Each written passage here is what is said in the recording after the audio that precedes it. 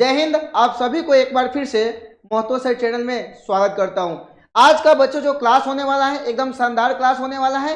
इसमें हम लोग सीखने वाले हैं इलेक्ट्रिसिटी चैप्टर्स का पूरा चैप्टर्स है जो बहुत अच्छे तरीके से सीखने वाले हैं और आप अपने बोर्ड एग्जाम्स की तैयारी बहुत अच्छे तरीके से कर सकते हैं। तो चलिए सीधा स्टार्ट करते हैं। चैप्टर्स का जो नाम है वो क्या है? इलेक्ट्रिसिटी।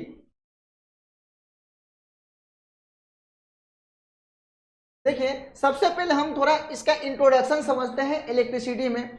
आप तो जानते हैं कि डे टू डे लाइफ में हम लोग इलेक्ट्रिसिटी का किसी न किसी रूप में उपयोग करते हैं, चाहे घर में लाइट जल रहा हो, फैन चल रहा हो, ठीक है, किसी न किसी रूप में हम इलेक्ट्रिसिटी का उपयोग करते हैं। इंडस्ट्रीज में भी उपयोग करते हैं, ठीक है। तो चलिए देखिए क्या होता है। Electricity is an important source of energy, ठीक है। Modern times electricity is use in our homes, industry and transport. Electricity का उपयोग हम लोग अपने किसके लिए करते हैं? ट्रांसपोर्ट में भी करते हैं, होम्स में भी करते हैं, है ना। नेक्स्ट देख लीजिए एग्जांपल्स में। Electricity is use in our homes, lightning, operating fans, heating purpose के लिए भी हम लोग यूज करते हैं, ठीक है। In industry electricity is use to run various types of machine. अगर इंडस्ट्रीज की बात करें बच्चों, अगर कंपनियां उद्योग की बात करें तो वहां पे अलग अलग मशीन के लिए भी इलेक्ट्रिसिटी को क्या करते हैं? यूज करते हैं, ठीक है। तो ये आपको मैं क्या बताऊं, अभी इसका इंट्रोडक्शन बताऊं। नेक्स्ट पे चलते हैं। नेक्स्ट पे ध्यान दीजिएगा, यहाँ पे देख सकते हैं अंधेरे में अगर आप कहीं पे देखे होंगे अंधेरे में तो वहां पे क्या हो, कुछ आपको दिखाई नहीं देगा। उसके लिए क्या चाहिए? रोशनी चाहिए। क्या चाहिए? लाइट चाहिए, ठीक है। लाइट को देखने के लिए देखिए हर जगह पे क्या है, यहाँ से किसी सिटी का इमेजेस लिया गया है। यहाँ पे देख सकते हैं ये अंधेरा नाइट का टाइम का इमेज, ठीक है। अब देखो बच्चों यहाँ पे जानेंगे टाइप्स ऑफ इलेक्ट्रिक चार्ज। अगर चार्ज की बात करें तो दो प्रकार के चार्ज होते हैं, एक होता है पॉजिटिव चार्ज और एक क्या होता है? नेगेटिव चार्ज होता है। यहाँ पे देख सकते हैं एक पॉजिटिव चार्ज है और एक क्या है? नेगेटिव चार्ज है, ठीक है। अब देखिए आगे बढ़ते हैं। अब इसके बाद आगे चलते हैं, ठीक है। वन इलेक्ट्रॉन इक्वल टू क्या होता है? 1.6 इंटू 10⁻⁻90 कूलम, ठीक है। और 1 कूलम होता है इक्वल टू क्या होता है? 6.25 इंटू 10⁻18। अब देखो बच्चों, एक तो यह है कि calculate the number of electron consisting 1 coulomb of charge. एक कूलम चार्ज में, ठीक है, नंबर ऑफ इलेक्ट्रॉन कितना होगा ये आपको फाइंड करना है, ठीक है। तो चलिए देखते हैं। यहाँ पे देख लीजिए क्या बोला है, calculate the number of electron consisting 1 coulomb of charge.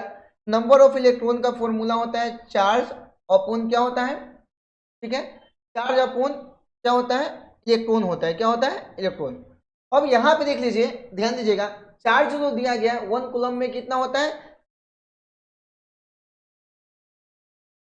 यहाँ पे जो चार्ज है वो कितना होगा? 1 कूलम क्वेश्चंस में दिया गया है।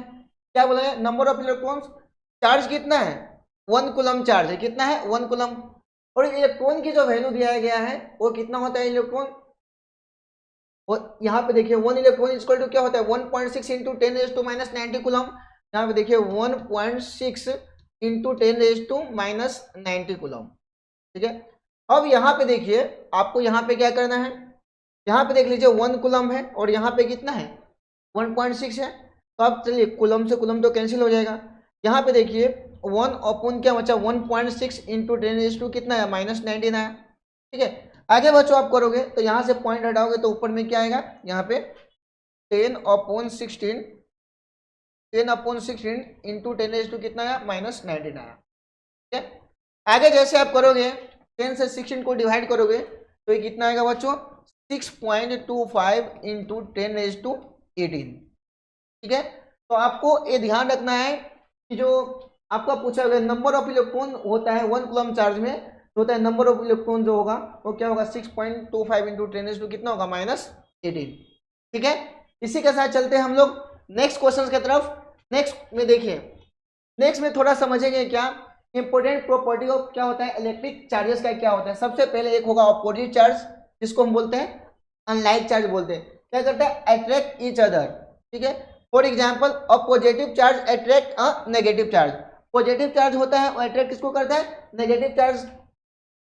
सिमिलर चार्ज, लाइक चार्ज जैसे रिपेल्स ईच अदर, एक दूसरे को क्या करेगा? रिपेल्स करेगा। फॉर एग्जाम्पल्स में देखें, a positive charge repels a positive charge. Positive charge repels किसको करेगा, पॉजिटिव को, एंड नेगेटिव चार्ज रिपेल्स और नेगेटिव चार्ज रिपेल किसको करेगा, नेगेटिव को। अब देख सकते हैं, आगे बढ़ेंगे, ऐसा यूनिट ऑफ इलेक्ट्रिक चार्ज का जो बच्चों ऐसा यूनिट होता है वो क्या होता है, कूलम होता है। क्या होता है, कूलम होता है, which is denoted by letter C, और उसको हम कूलम को किससे डिनोट करते हैं, लेटर सी से डिनोट करते हैं। ठीक है, इसी के साथ आगे बढ़ते हैं। नेक्स्ट जो हमारा है कंडक्टर और इंसुलेटर। ठीक है, कंडक्टर और इंसुलेटर, अगर कंडक्टर और इंसुलेटर अगर बोलते हैं तो माइंड में चलता है क्या, कंडक्ट, ठीक है, कंडक्टर, ठीक है, और एक होता है इंसुलेटर। तो कंडक्टर किसको बोलेंगे, दो substance which can electric can flow easily, वह सबस्टेंस जिससे क्या होगा, इलेक्ट्रिसिटी फ्लो होगा, इजिली होगा, उसको क्या बोलेंगे, कंडक्टर बोलेंगे। क्या बोलेंगे, कंडक्टर बोलेंगे। अगर बात करें इंसुलेटर की तो इसका उल्टा, those substance which can electricity can not flow easily, we know that's insulator. आप देख सकते हैं, जैसा कि मैं यहाँ पे आपको यहाँ पे डेफिनेशन में लिखा है कंडक्टर में, conductor those substance through which electricity can flow is called conductor. जिस सबस्टेंस से इलेक्ट्रिसिटी पास होगा उसको क्या बोलेंगे, कंडक्टर बोलेंगे। Example silver, copper and aluminium. आगे देख लीजिए, इंसुलेटर में क्या होगा, those substance through which electricity can not flow are called insulator. जिससे इलेक्ट्रिसिटी पास नहीं होगा उसको क्या बोलेंगे बच्चों, इंसुलेटर बोलेंगे।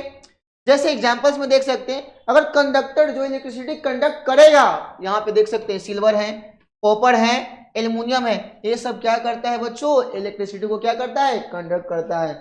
इंसुलेटर की बात करें, ग्लास हो गया, रबर हो गया, पेपर हो गया, ड्राईवुड हो गया, ये सब इलेक्ट्रिसिटी कंडक्ट नहीं करता है। ठीक है, तो आगे चलते हैं। यहाँ पे देखिए कुछ कंडक्टर और इंसुलेटर का यहाँ पे जो एग्जांपल्स दिया गया है, यहाँ से आपको पता चलेगा कि कंडक्टर और इंसुलेटर क्या होता है। अब देखिए यहाँ पे देख सकते हैं कॉपर वायर है, ये भी इलेक्ट्रिसिटी कंडक्ट करेगी, ऑल मेटल्स भी करेगी। हाँ, पेन में जो आपका ग्रेफाइट लगा होता है, पेंसिल की बात करें, पेंसिल की, हाँ, पेंसिल में जो ग्रेफाइट लगा रहता है वो क्या करता है बच्चों, इलेक्ट्रिसिटी क्या करता है, कंडक्ट करता है। ठीक है, और पेंसिल के जो ऊपर वाले भाग रहेंगे लकड़ी वाले, उसमें इलेक्ट्रिसिटी कंडक्ट नहीं होता है, तो ये भी आपको ध्यान रखना है। ठीक है, अब देख लीजिए यहाँ पे बढ़ेंगे तो क्या है, इंसुलेटर में देख, अगर ग्लास में आप वाटर रखे हैं तो ये भी क्या करेगा, इलेक्ट्रिसिटी क्या करेगा, कंडक्ट करेगा। अब यहाँ पे बात करें इंसुलेटर की, खाली ग्लास है, ठीक है, ये क्या करेगा, इंसुलेटर है। ये क्या है, प्लास्टिक है, सेरेमिक है, रबर है, फैब्रिक है, वुड है, वूल है, कॉक है, पेपर है, ये सब क्या है बच्चों, ये सब है इंसुलेटर। ठीक है, अभी आगे चलते हैं। यहाँ पे देख सकते हैं, अभी जानेंगे इलेक्ट्रिक करंट क्या होता है। क्या जानेंगे, इलेक्ट्रिक करंट क्या होता है। देख लीजिए, electric current is flow of electric charge in a circuit, किसी भी सर्किट से जो फ्लो हो रहा है इलेक्ट्रिक करंट। ठीक है, चलो, typically carried by electron in conductor. ठीक है, और वहां से क्या होगा, इलेक्ट्रॉन फ्लो होगा। ठीक है, उसको क्या बोलेंगे, करंट बोलेंगे। क्या बोलेंगे, करंट बोलेंगे। तो electric current is the flow of electric charge in a circuit typically carried by electrons in a conductor. अब देखिए, ऐसा यूनिट ऑफ इलेक्ट्रिक करंट का जो ऐसा यूनिट होता है वो क्या होता है, एम्पियर होता है, which is denoted by letter A. ठीक है, उसको किससे डिनोट किया जाता है, लेटर ए से।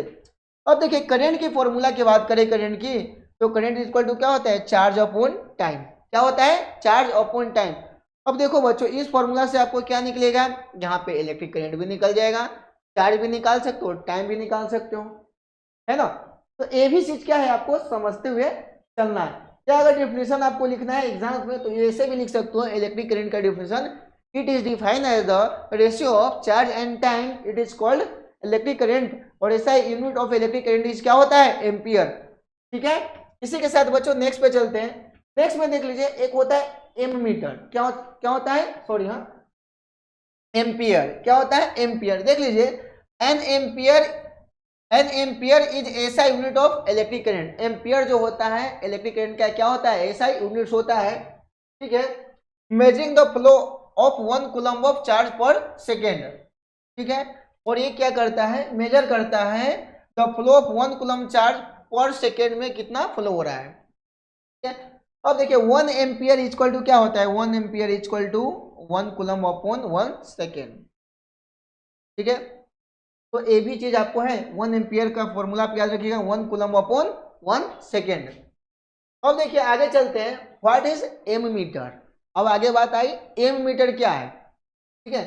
थोड़ा सा देख लीजिए, एम मीटर के बारे में पढ़ रहे हैं तो थोड़ा सा इसके बारे में मैं बता देता हूँ। जो साइंटिस्ट है उनका नाम क्या था, एंडेरे मेरिन एम्पियर, जिनका जन्म हुआ था 1775 में, ठीक है, और मृत्यु हुआ था 1836 में, ठीक है। अब देख लीजिए, an ammeter is an instrument to use the measure of electric current. ये क्या करता है, इलेक्ट्रिक करंट को क्या करता है, मेजर करता है, ठीक है, इन अ सर्किट, किसी भी सर्किट में, टाइपिकली एक्सप्रेस इन एम्पियर। इसको हम किससे एक्सप्रेस रिप्रेजेंट करते हैं, एम्पियर को ए से, किससे करते हैं, ए से। It is connected in series. आप जो एम मीटर लगाते हैं किसी भी सर्किट में, एम मीटर की बात हो रहा है, तो एम मीटर को बच्चों हमेशा हम किसमें कनेक्ट करते हैं, सीरीज में कनेक्ट करते हैं। कैसा करते हैं, सीरीज में कनेक्ट करते हैं, ठीक है, series with circuit to allow current to pass through it. कैसे कनेक्ट करेंगे, सीरीज में कनेक्ट करेंगे, ध्यान दीजिएगा। आगे चलते, एक है सर्किट डायग्राम, क्या होता है, इलेक्ट्रिक सर्किट डायग्राम। देखो बच्चों, आपके घर में जितने सारे डिवाइसेस लगे हैं आपके सर्किट में, उसको आप एक सिंबल को थ्रू सिंबॉलिक रिप्रेजेंटेशन करते हैं, उसी को क्या बोलते हैं, इलेक्ट्रिक सर्किट डायग्राम बोलेंगे। क्या बोलेंगे बच्चों, इलेक्ट्रिक सर्किट डायग्राम बोलेंगे। देखिए, और circuit diagram is a visual representation of an electric circuit using symbol to denote various components like resistor, capacitor, batteries and switch। हम उसको क्या करेंगे, जो हमारे घर में लगे डिवाइसेस हैं उसको हम एक सिंबॉलिक रिप्रेजेंट करेंगे, ठीक है। यहाँ पे देखिए, is show the connection and pathway for current flow helping to design and analyse the circuit function. यहाँ पे आप देख सकते हैं, जैसे यहाँ पे देख लीजिए एक सर्किट डायग्राम यहाँ पे बना हुआ है, यहाँ पे देख लीजिए सेल लगा दिए हैं, ठीक है, यहाँ पे स्विच लगा दिए हैं और एम मीटर लगा दिए और यहाँ पे एक इलेक्ट्रिक बल्ब लगा दिया, ठीक है। जैसे ही स्विच को यहाँ से ऑन करूंगा, ये क्या होगा, इलेक्ट्रिक करंट क्या होगा, फ्लो होगा।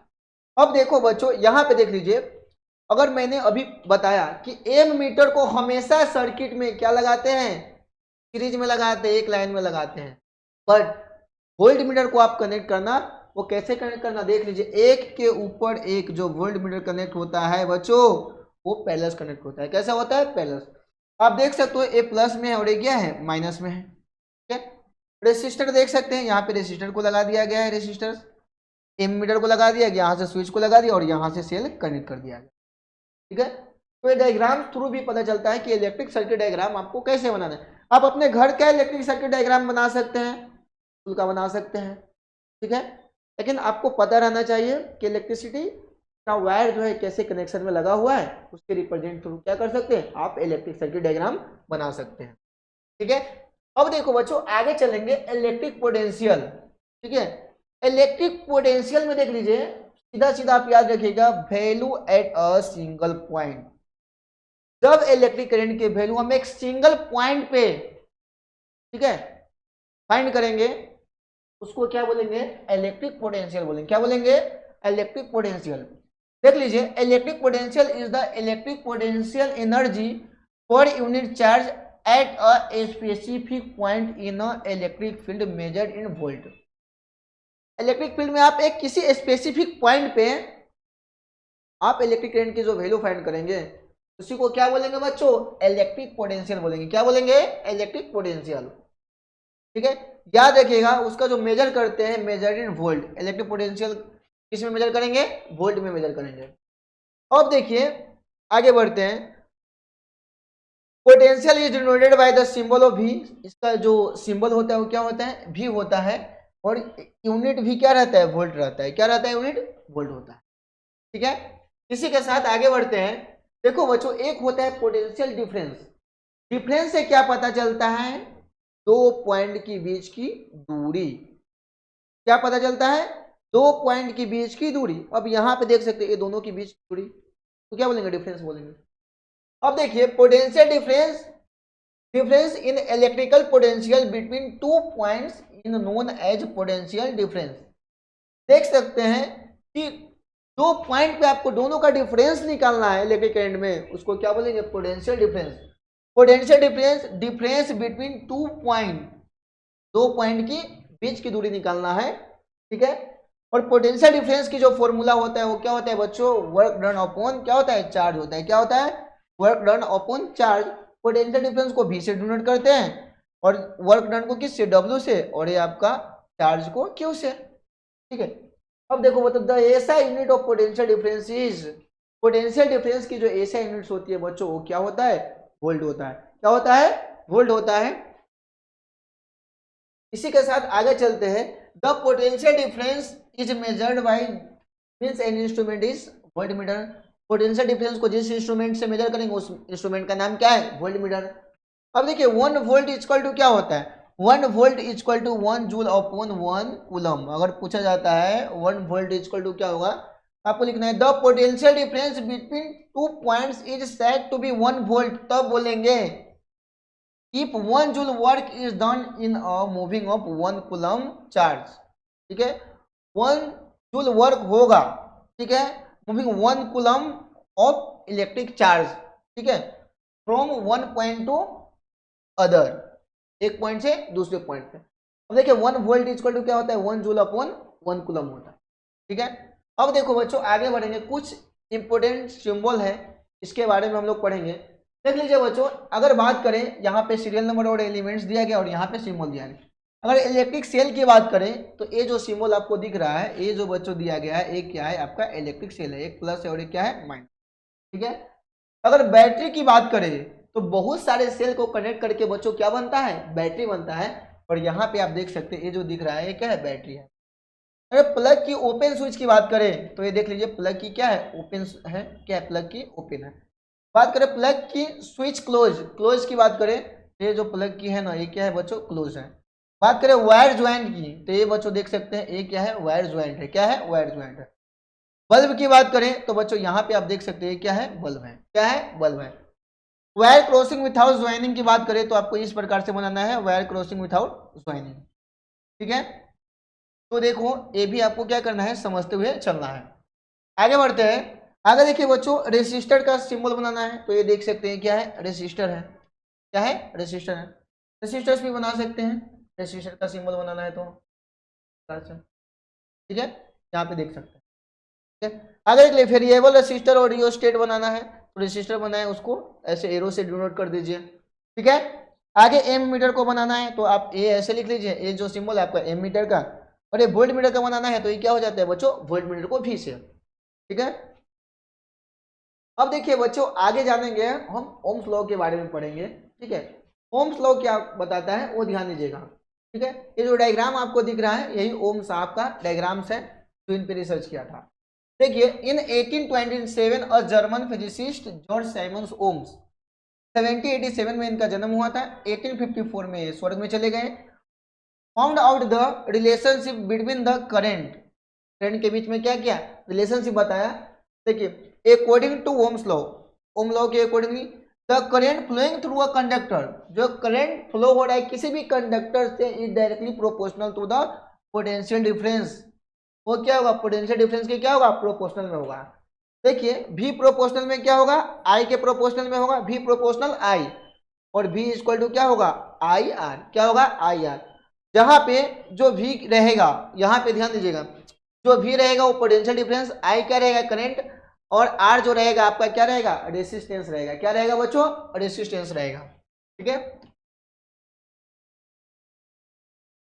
अब देखिए आप एक ग्राफ देख सकते हैं, ग्राफ में आप एक लाइन पे आप देख सकते हैं एक्स एक्सिस पे जो दिखाया गया है क्या है, करंट है, और वाई एक्सिस पे जो दिखाया गया है बच्चों पोटेंशियल डिफरेंस है। ठीक है, अगर मान लीजिए ग्राफ आप बनाएंगे ओम्स लॉ के अकॉर्डिंगली, जब आपका ग्राफ स्ट्रेट लाइन में बनेगा तो इससे पता चलेगा कि ओम्स का लॉ क्या है, सही है अथवा क्या है, गलत है। अब देख सकते हैं ये सिलवासा का जीएसआई बिल्डिंग का जो झंडा चौक पे पावर स्टेशन है उसी का इमेज है। ठीक है, तो ये जो मेन स्टेशन जो दिख रहा है, ये जो दिख रहा है ये पावर हाउस जो 66/11 के भी जो जीआईएस बिल्डिंग है झंडा चौक पे, ये आपका यहाँ पे लगा हुआ है। ठीक है, ये पहले की तस्वीर है जब हम काम कर रहे थे इसमें, यहाँ पे आप देख सकते हैं। ठीक है, और यहाँ पे हम भी दिख रहे हैं आपको इस टाइम में काम कर। ठीक है, तो इलेक्ट्रिसिटी चैप्टर पढ़ रहे हैं और इलेक्ट्रिसिटी के बारे में थोड़ा बताना भी क्या है, जरूरी है। तो ये मेन पावर स्टेशन है यही से क्या होती है, पूरे लाइट सिलवासा में डिस्ट्रीब्यूशन। ठीक है, तो ये भी आपको ध्यान रखना है। और अब सेफ्टी मेजर तो जानते हैं कंस्ट्रक्शन पे क्या क्या सेफ्टी मेजर रखना चाहिए, अगर इलेक्ट्रिसिटी का वर्क चल रहा हो या सिविल का वर्क चल रहा हो। यहाँ पे आपको सेफ्टी के लिए सबसे पहले आप थोड़ा सा ध्यान रखिएगा, हेलमेट प्रॉपर होना चाहिए, सभी को हेलमेट प्रॉपर होना चाहिए सबको। जो अगर नाइट वर्किंग, नाइट टाइम में अगर वर्क हो रहा है तो सबको क्या होना चाहिए, जैकेट भी प्रॉपर होना चाहिए। ठीक है, अगर वेल्डर है उसको भी ग्रीन हेलमेट लगाना है। ठीक है, साइट इंजीनियर है उसको भी क्या है, व्हाइट हेलमेट लगाना है। ठीक है, साइट इंचार्ज को भी क्या है, व्हाइट हेलमेट लगाना है। प्रोजेक्ट मैनेजर को भी क्या करना है, व्हाइट हेलमेट लगाना है। तो ये सारा चीज, और वर्कर का जो है येलो कलर का कैप लगाना है। ये क्या है बच्चों, सेफ्टी है। ठीक है, आप इलेक्ट्रिकल इंजीनियर भी हो तो आपको सेफ तो रहना चाहिए ना, सेफ्टी शूज पहनना है, हेलमेट लगाना है। ठीक है, नाइट टाइम में वर्किंग है तो आप जैकेट भी लगा के रखिए। ठीक है, तो ये सारा क्या है, कुछ सेफ्टी के बारे में था इलेक्ट्रिसिटी से रिलेटेड, तो ये भी मैं बता दिया हूँ। ठीक है, अब यहाँ पे देख लीजिए, एक होता है रेसिस्टेंस, और आगे जानेंगे रेसिस्टेंस क्या होता है। The property of a conductor, यह किसी भी कंडक्टर की प्रॉपर्टी होती है due to which oppose the flow of charge, जो फ्लो ऑफ चार्ज हो रहा है उसको क्या करता है, अपोज करता है। ठीक है, उसी को क्या बोलते हैं, रेसिस्टेंस बोलते हैं। अब यहाँ पे देख सकते हैं, यहाँ से क्या हो रहा है, वोल्टेज आ रहा है, यहाँ से देख सकते हैं, और यहाँ से क्या हो रहा है, रेसिस्टेंस करंट को क्या कर रहा है, अपोज कर रहा है। लेकिन इतना भी नहीं है कि आपको पूरा अपोज ही करेगा, पूरा अपोज करेगा तो इलेक्ट्रिक करंट क्या होगा, पास ही नहीं होगा। ठीक है, तो कुछ क्या करता है, अपोज करता है। रेसिस्टेंस का जो यूनिट्स होता है, रेसिस्टेंस का जो फॉर्मूला होता है क्या होता है, V अपॉन आई। क्या होता है, V अपॉन आई। देखिए ओम्स लॉ क्या होता है, V इक्वल टू क्या होता है, आई आर होता है, और यही से बनता है V upon I equal to बच्चों क्या बनता है, रेसिस्टेंस बनता है। क्या बनता है, रेसिस्टेंस। ऐसा यूनिट ऑफ रेसिस्टेंस का ऐसा यूनिट जो होता है बच्चों क्या होता है, ओम होता है। क्या होता है, ओम होता है, और ये ओम का सिंबल है, यही ओम। ठीक है, आगे बढ़ते हैं। आगे देखेंगे तो बच्चों एक इंपोर्टेंट जो क्वेश्चन से बार बार पूछा जाता है कि factor affecting which resistance of a conductor depend, resistance of a जो कंडक्टर वो किस किस पे डिपेंड करता है। ठीक है, अब सिंपल सी बात है भाई, अगर वायर मोटा है या वायर पतला है, वायर की थिकनेस पे भी डिपेंड करेगा, क्रॉस सेक्शनल एरिया पे भी डिपेंड करेगा, लेंथ पे भी डिपेंड करेगा। ठीक है, चलिए देखते हैं। सबसे पहले जो बातें हैं, nature of the material of the wire, जो वायर बना है वो कौन सा मटेरियल का बना है, चाहे एल्युमिनियम का है कि कॉपर का है, कौन सा मटेरियल का बना हुआ है। तो सबसे पहले nature of the material of the wire. Second number length of the wire, wire के लेंथ पे भी डिपेंड करता है। Cross sectional area of the wire, wire की क्रॉस सेक्शनल एरिया कितनी है, थिन वायर है थिक वायर है, उस पर भी डिपेंड करता है। Temperature of the wire, wire की टेम्परेचर कितनी है उस पर भी डिपेंड करता है। ठीक है, तो ये सारी चीज भी आपको क्या करना है, समझते हुए चलना है। अब देखिए nature of material of the wire, जो मटेरियल बना कौन सा वायर से बना हुआ है, देख सकते हैं बच्चों। Nature of the material of the wire, difference material have difference resistivity, अलग अलग मटेरियल्स की अलग अलग रेसिस्टिविटी होती है। आगे देखिए, metals like copper and aluminium have low resistance, copper और एल्युमिनियम जो रहता है उसका रेसिस्टेंस क्या रहता है, बहुत कम रहता है। While insulator like rubbers have, rubbers वगैरह जो रहता है उसकी रेसिस्टेंस क्या होती है, हाई होती है। इसलिए कॉपर और एल्युमिनियम वायर जो है ज्यादा सा यूज किया जाता है। ठीक है, इलेक्ट्रिक करंट में। ठीक है, इलेक्ट्रिक वायर में। अब देखो बच्चों आगे बढ़ते, लेंथ ऑफ द वायर की बात करें। लेंथ ऑफ द वायर में देखो, the resistance of a conductor is directly proportional to its length, length के क्या होगा, प्रोपोर्शनल में होगा। लॉन्गर कंडक्टर है हाई रेसिस्टेंस, बड़ा कंडक्टर है तो रेसिस्टेंस क्या होगी, हाई होगी। अब देखो cross sectional area of the wire, wire की जो क्रॉस सेक्शनल एरिया है उस पर भी डिपेंड करेगा। The resistance is inversely proportional to the cross sectional area, resistance जो होगा वो इनवर्सली प्रोपोर्शनल किसका होगा, क्रॉस सेक्शनल एरिया का। A thicker conductor has low resistance, low resistance, जो थिकर कंडक्टर रहेगा उसका रेजिस्टेंस क्या होता है बच्चों, लो होता है। ये भी आपको ध्यान रखना है। अगर एक टेम्परेचर ऑफ द वायर की टेम्परेचर पे भी डिपेंड करता है। The most conductors resistance increase with temperature, अगर क्या होगा, कंडक्टर रेसिस्टेंस इंक्रीज होगा तो क्या होगा, टेम्परेचर भी क्या होगा, इंक्रीज होगा। However some materials like semiconductor में बिहेव डिफरेंटली, वहां पे जो सेमीकंडक्टर होगा वो क्या रहेगा, उसका बिहेव अलग अलग हो सकता है। ये भी आपको क्या करना है, ध्यान रखना है। अब देखो बच्चों एक रेसिस्टिविटी आता है, क्या आता है? रेसिस्टिविटी। रेसिस्टिविटी में देखिए the resistance of a conductor is directly proportional to its length. Resistance of a conductor जो होगा वो क्या होगा? Directly proportional to its length and inversely proportional to its cross sectional area के क्या होगा? इनवर्सली प्रोपोर्शनल होगा। अब देख लीजिए यहाँ पे देख सकते हो where rho is the constant of proportionality is called specific resistance. इसको क्या बोलेंगे? रो को स्पेसिफिक रेसिस्टेंस और रेसिस्टिविटी बोलेंगे of materials of the conductor. देखिए रेजिस्टेंस इज डायरेक्टली प्रोपोर्शनल क्या हो जाएगा? लेंथ के प्रोपोर्शनल में हो जाएगा। Cross sectional area of length के क्या होगा? प्रोपोर्शनल में होगा। ठीक है, और यहाँ पे आप देख सकते हैं कि R इक्वल टू जो फॉर्मूला बनेगा रो एल अपॉन ए। ठीक है, अब देखो बच्चों ऐसा यूनिट ऑफ रेसिस्टिविटी, रेसिस्टिविटी का ऐसा यूनिट क्या होता है? ओम मीटर होता है। It is denoted by symbol ohms metre. इसको हम जो डिनोट करते हैं सिंबल ओम मीटर के द्वारा। किसके द्वारा? ओम मीटर के द्वारा। अब देखिए यहाँ पे कंडक्टर दिया गया और इंसुलेटर दिया गया। आप यहाँ पे देख सकते हैं एक कंडक्टर है, यहाँ पे मटेरियल है और रेसिस्टिविटी दिया गया है। अगर सिल्वर की बात करें, सिल्वर की जो रेसिस्टिविटी होती है 1.60 इंटू 10⁻⁸। कॉपर की बात करें 1.6 इंटू 10 क्या होता है? -8।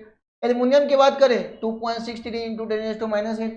टंगस्टन की बात करें तो टंगस्टन की देख लीजिए यहाँ पे कितना 5.20 इंटू 10⁻⁸।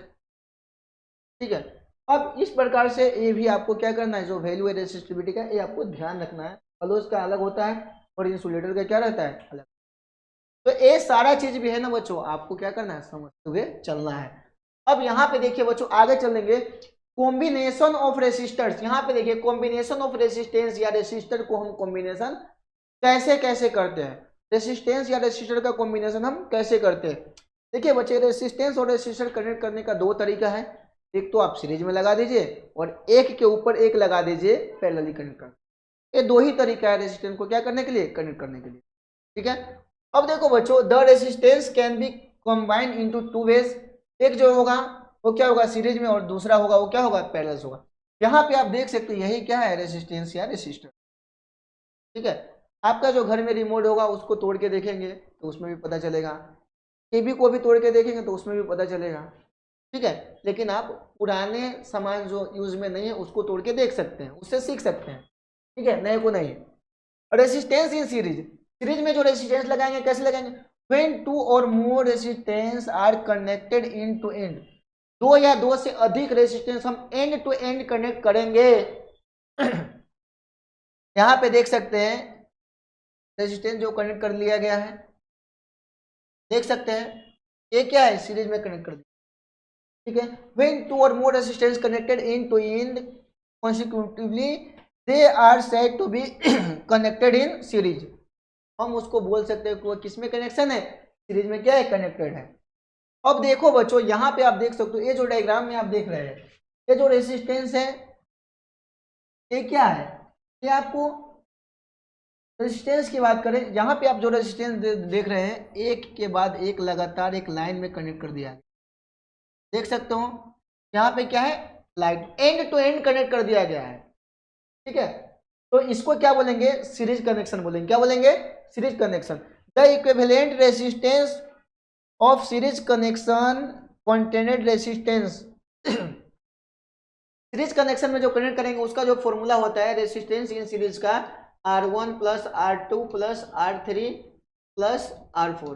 देखो बच्चों आपके आगे और एग्जाम्स वगैरह में भी रहता है रेसिस्टेंस को आपको सीरीज में कनेक्ट करना है। रेसिस्टेंस की वैल्यू दिया रहेगा 2 ओम दिया रहेगा, 3 ओम दिया रहेगा, 4 ओम दिया रहेगा।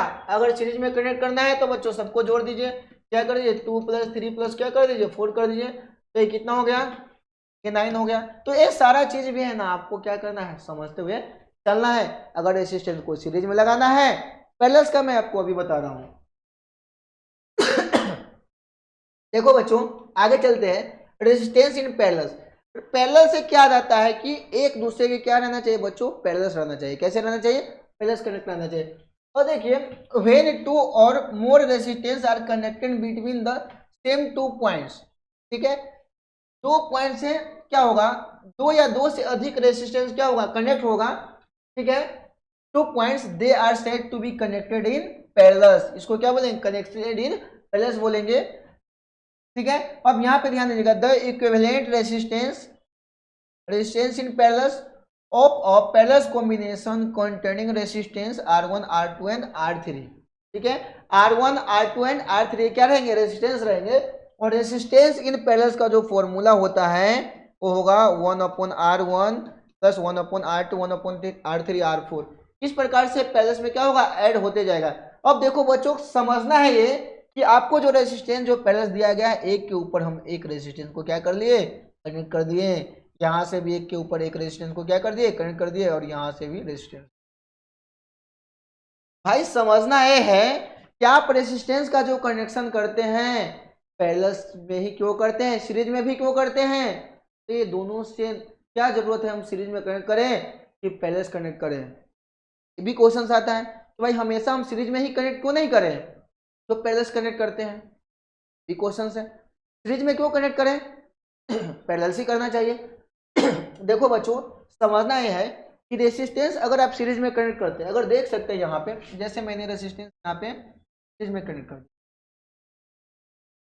सीरीज में। अब यहाँ से मान लीजिए यहाँ पे, यहाँ से आप सेल लगा दीजिए, ठीक है, यहाँ से सेल कनेक्ट कर दीजिए, ठीक है। अब यहाँ से देख लीजिए, यहाँ पे आप स्विच लगा दीजिए, ठीक है, और यहाँ पे, ठीक है, और यहाँ पे आप एमीटर लगाना है। अब देखो बच्चों, सीरीज कनेक्शन में होता है कि जैसे यहाँ से इलेक्ट्रिसिटी, जैसे ही आप स्विच को ऑन करेंगे, यहाँ से ऑन करेंगे, तो जैसे ही इलेक्ट्रिक करंट पास होगा तो पूरे सर्किट में क्या होगा, ग्लो होगा लाइट, बल्ब जलेगा अगर बल्ब है तो। अब देखो बच्चों, अगर मान लीजिए यहाँ पे रेजिस्टेंस काम नहीं करता है, तो आगे का जाने वाली सारी लाइट क्या हो जाएगी, बंद हो जाएगी। क्या हो जाएगी, बंद हो जाएगी। लेकिन पैरेलल कनेक्शन में ऐसा नहीं होता है। मान लीजिए यहाँ पे रेजिस्टेंस को हम पैरेलल से कनेक्ट किए हैं, तो मान लीजिए एक साइड का आपका इलेक्ट्रिसिटी नहीं जा रहा है ऊपर वाले रेजिस्टर से, तो दूसरे वाले से आगे का आपका क्या है, इलेक्ट्रिक करंट क्या होगा, फ्लो होता रहेगा। मान लीजिए दूसरा वाला भी खराब हो गया है, तो तीसरा वाले से भी आपका आगे का काम क्या होगा, रुकेगा। इसलिए जो हम घर में कनेक्शन करते हैं वो पैरेलल कनेक्शन करते हैं। क्या करते हैं, पैरेलल कनेक्शन करते हैं। और जो जुगनू वाला लाइट होता है ना, वो क्या रहता है बच्चों, सीरीज में रहता है। जो आप जो दीपावली वगैरह में जो लत्ती लगाते हैं, वो कैसा रहता है, सीरीज में रहता है। एक बल्ब बंद हुआ, सारा खत्म। ठीक है, तो ये भी क्या करना है आपको, समझते हुए चलना है। तो आपको ये रेजिस्टेंस इन पैरेलल कनेक्शन था। अब देखो बच्चों, एक बात याद है, क्या, heating effects of electric current.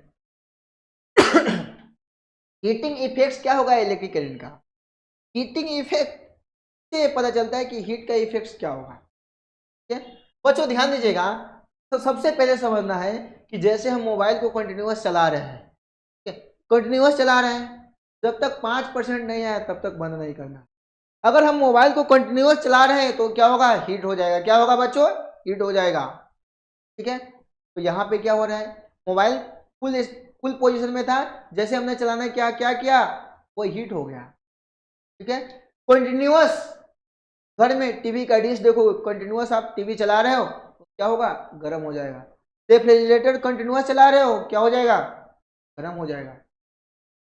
यही क्या है, heating effects of electric. Bulb को कंटिन्यूअस जला रहे हैं, हाँ भी क्या होगा, हीट हो जाएगा। ठीक है, तो इसी को बोलेंगे heating effects of electric current. जैसा देख लीजिए, when an electric current pass through a high resistance wire, electric current pass होगा किसी भी हाई रेजिस्टेंस वायर से, like nichrome wires, the resistance wire becomes very hot. और जो रेजिस्टेंस होगा वो वायर की क्या हो जाएगी, क्या होगा, बहुत गर्म हो जाएगा। एंड प्रोड्यूस हीट, और वो क्या प्रोड्यूस करेगा, हीट प्रोड्यूस करेगा। This is called heating effects of electric current. तो क्या बोलेंगे, heating effects of electric current बोलेंगे। जैसा आप यहाँ पे देख सकते हैं, ये क्या है, ये देख सकते हैं। ठीक है, अब यहाँ पे देख लीजिए, ये इसमें क्या है, नाइक्रोम वायर लगा हुआ है में। अब देख लीजिए, जैसे यहाँ से स्विच को ऑन करेंगे तो यहाँ पे क्या होगा, जो नाइक्रोम वायर जो रहता है ना, ये क्या हो जाएगा, पूरा लाल हो जाता है। और प्रोड्यूस क्या करेगा, हीट को क्या करेगा, प्रोड्यूस करेगा। ठीक है, तो इसी को बोलेंगे क्या, heating effects of electric current. ठीक है, नेक्स्ट चलते हैं आगे, देख सकते हैं क्या, देखिए इलेक्ट्रिक एनर्जी जानेंगे। The total work done by current is an electric circuit is called electric energy. क्या बोला है, टोटल वर्क जो होता है किसी भी सर्किट में, ठीक है, the total work is done by current is an electric circuit is called electric energy बोलेंगे। और याद रखिएगा वर्क का जो फॉर्मूला होता है वो क्या होता है, वी आई टी, और इक्वल टू होता है work equal to I square R T, और V इक्वल टू क्या होता है I R volt equal to electric current into resistance, V square upon T upon R, और ये जो होता है चार्ज अपॉन टाइम, और Q इक्वल टू क्या होता है इलेक्ट्रिक करंट इनटू टाइम। तो बच्चों आपको फॉर्मूला भी याद रखना है, एग्जाम्स में अलग अलग टाइप के इस फेनोमेनल्स रहते हैं तो अभी आपको करते हुए चलना है, तो फॉर्मूला भी याद रखिएगा। अब देखिए जूल लॉ ऑफ हीटिंग पूछा जाता है, joule law of heating, joule law of heating को बोलते हैं आई स्क्वायर आर टी, इसको क्या बोलते हैं जूल लॉ ऑफ हीटिंग। देखिए since the heat produce is directly proportional to the square of current, heat produce होगा, हीट प्रोपोर्शनल क्या होगा इलेक्ट्रिक करंट के क्या होगा बच्चों प्रोपोर्शनल में हो जाएगा, ठीक है। Since the heat is produce in a wire is directly proportional to the resistance, heat जो प्रोपोर्शनल होगा वो बच्चों किसके होगा रेजिस्टेंस के क्या होगा प्रोपोर्शनल में होगा। Since the heat is produced in a wire is directly proportional to the time, और हीट जो प्रोड्यूस हो रहा है किसी भी वायर से वो किसके होगा टाइम के क्या होगा बच्चों प्रोपोर्शनल, क्या होगा टाइम के प्रोपोर्शनल में होगा। और H इक्वल टू क्या होता है आई स्क्वायर आर टी। ऐसा यूनिट ऑफ हीट, हीट का ऐसा यूनिट क्या होता है बच्चों जूल होता है, क्या होता है जूल होता है, तो ये भी आपको ध्यान में रखना है। अब देखिए कुछ एप्लीकेशंस है, क्या है कुछ एप्लीकेशन है, application practical application of heating effects of electric current. Practical application क्या है heating effects of electric current को अपने डेली लाइफ में। अब देख सकते हैं the heating effects of current is utilise in working of electrical heating appliances, electrical जो अप्लायंसेस है वो क्या होगा हीट होगा। जैसा कि आप देख सकते हैं electric iron, electric kettle, electric toaster, electric oven, room heaters, water heaters, geysers वो क्या हो जाता है गर्म हो जाता है। तो यही इसका एप्लीकेशन है हीटिंग इफेक्ट का। इलेक्ट्रिक आयरन हो गया, ये भी क्या होगा जैसे स्विच ऑन करोगे क्या होगा गर्म होगा। टोस्टर है, आयरन है, ठीक है, यहाँ पे देख लीजिए केटली है, स्टोव है, वाटर हीटर है, ये सब क्या हो जाएगा गर्म हो जाएगा। तो ये सारा चीज भी आपको क्या करना है ध्यान रखना है। और देखिए जैसे ये बल्ब को जला रहे हैं, जैसे यहाँ से इलेक्ट्रिक करंट फ्लो होगा ये बल्ब क्या होगा ग्लो होने लगेगा। जैसे आप इस पे अगर टच करोगे तो क्या होगा हीट का इफेक्ट पड़ेगा आपको हाथों में, तो क्या हुआ the heating effects of electric current is utilise in electric bulb electric lamp producing light. ये क्या करता है लाइट प्रोड्यूस करता है। कंटिन्यूअस फ्लो होगा तो सिंपल सी बात है भाई ये बल्ब क्या होगा गर्म हो जाएगा। अब देख सकते हैं एक जो है क्या आप देख सकते हो इलेक्ट्रिक फ्यूज, इलेक्ट्रिक फ्यूज की बात करें the heating effects of electric circuit is utilised in electric fuse for protecting household. अब देखो बच्चों फ्यूज से याद आया क्या पता है आपके घर में सारे कनेक्शन किया है और एक फ्यूज नहीं लगाया है तो सारा जल जाएगा, जरूरत से ज्यादा इलेक्ट्रिक करंट आएगा तो वो जल जाएंगे। इसके लिए आपको सेफ्टी के लिए एक फ्यूज तो लगाना क्या है जरूरी है। देखिए the heating effects of electric current utilise in electric fuse for protecting household wirings and electric appliances. अब देख लीजिए तो आपको सेफ रखने के लिए एक फ्यूज लगा देना है, प्रकार का क्या होता है इलेक्ट्रिक फ्यूज होता है। जैसे ही जरूरत से ज्यादा इलेक्ट्रिक करंट आएगा तो ये क्या हो जाएगा ये जल जाएगा और हमारे घर में लगे सारे डिवाइसेस क्या रहेंगे सेफ रहेंगे। तो ये भी आपको क्या करना है समझना है। लास्ट जो टॉपिक है वो है इलेक्ट्रिक पावर। इलेक्ट्रिक पावर से देख लीजिए electric power is defined as the electric work done per unit time, ठीक है। क्या होगा electric power is the electrical work done, electric work होगा कितने समय में कितना हुआ है ये आपको बताएगा क्या कितने समय में जो वर्क हुआ है उसको क्या बोलेंगे इलेक्ट्रिक पावर बोलेंगे। पावर का फॉर्मूला क्या होता है work done by time taken और पावर इक्वल टू क्या होता है डब्ल्यू अपॉन टी, क्या होता है W upon T work upon time, ठीक है। तो ये सारा भी आपको ध्यान रखना है कि power equal to work done upon time taken, ठीक है। इससे क्या है आपको पावर कैलकुलेट कर सकते हैं, क्या कैलकुलेट करोगे पावर कैलकुलेट करेंगे। देखिए यूनिट ऑफ पावर का जो ऐसा यूनिट्स होती है वो क्या होती है वाट होता है। यूनिट ऑफ इलेक्ट्रिक पावर का ऐसा यूनिट क्या होता है वाट होता है। The power of 1 what is rate of flow of working of 1 joule पर सेकेंड, ठीक है। 1 वाट इज इक्वल टू क्या होगा 1 जूल अपॉन 1 सेकेंड, क्या होगा 1 जूल अपॉन 1 सेकेंड। ठीक है, अब देखो बच्चों कुछ इंपॉर्टेंट क्वेश्चंस हैं, वो सोचा हूं मैं आपको करवा देता हूं। देख लीजिए क्या बोला है, इलेक्ट्रिक शॉर्ट सर्किट कब होगा। सिंपल सी बात है भाई, नेचुरल वायर, ठीक है, आप देख सकते हैं यहाँ पे न्यूट्रल वायर और लाइव वायर एक दूसरे में टच कर जाएगा तो यहाँ पे क्या होगा शॉर्ट सर्किट हो जाएगा। ठीक है, देख सकते हैं electric short circuit occur when live wire and neutral wire come in directly contact, दोनों एक दूसरे की क्या होगा कांटेक्ट में आएगा। ठीक है, अब इसमें क्या होगा the insulation of wire damage, wire क्या होगा डैमेज होगा। There in fault in the electric appliances में क्या होगा कोई फॉल्ट होगा तो क्या हो जाएगा ये भी यहाँ पे आपका शॉर्ट सर्किट होगा। अब देख सकते हैं इलेक्ट्रिक फ्यूज के बारे में मैंने अभी बताया, an electric fuse is a safety device that operates to provide protection against the overflow of current in an electric circuit. अब जरूरत से ज्यादा इलेक्ट्रिक करंट आ रहा है तो क्या हो जाएगा हमारा फ्यूज क्या करता है, हमारे जितने सारे डिवाइसेस लगा है उसको सेफ्टी रखेगा। An important components of electrical fuse in a metal wire strip melts the excessive current of flow through it. अब जरूरत से ज्यादा इलेक्ट्रिक करंट पास होगा तो क्या होगा वो जल जाएगा। अभी फ्यूज को मॉडिफाई करके जो लगाया जाता है वो MCB मैनिचर सर्किट ब्रेकर। अब जलने वाला काम खत्म हो गया, जैसे इलेक्ट्रिक करंट ज्यादा आएगा तो क्या होगा MCB क्या होगा ट्रिप हो जाएगा। ठीक है, तो ये भी चीज आपको ध्यान में रखना है। अब देखिए ओवरलोडिंग से बचने के लिए हम क्या करेंगे, अब देखिए क्या बोला है कि what frequency should be avoid overloading domestic circuit में। ओवरलोडिंग से बचने के लिए हम क्या करेंगे, सबसे पहले the fuse should be always be connected in a circuit protect overloading short circuit.